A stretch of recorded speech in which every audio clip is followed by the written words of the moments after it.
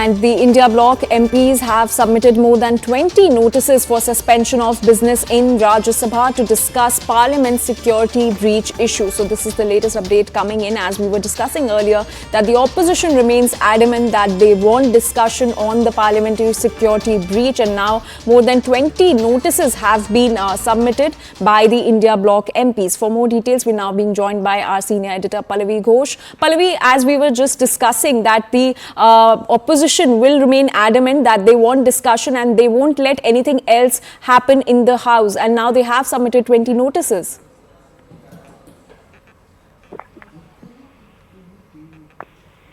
Yes, I mean, it's very, at 10 a.m. of course the meeting is going to take place, but we already see some notices which have taken place.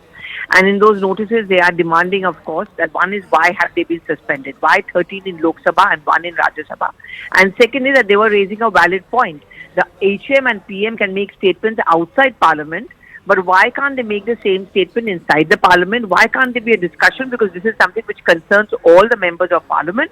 And most importantly, why no notice also, leave alone any action, has been taken against the MP, Mr. Pratap Simha, who actually was the one who issued those passes. I mean, the buck stops with him, according to opposition parties.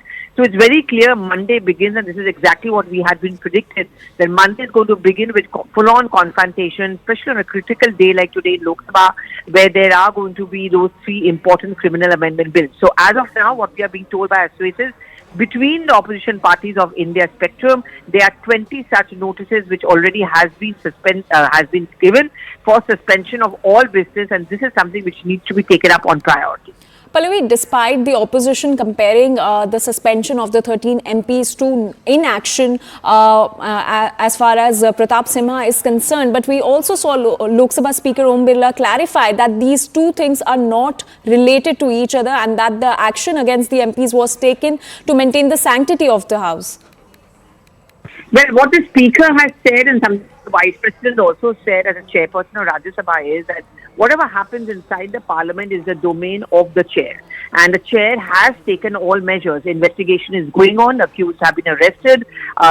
And, you know, the security has been beefed up inside Parliament. For example, visitors' passes are no longer being issued. There is full body scanning, scrutiny, frisking. And more than that, also action has been taken against those staff in the Parliament Secretariat who were responsible for frisking. And therefore, there is no need for the government to jump in.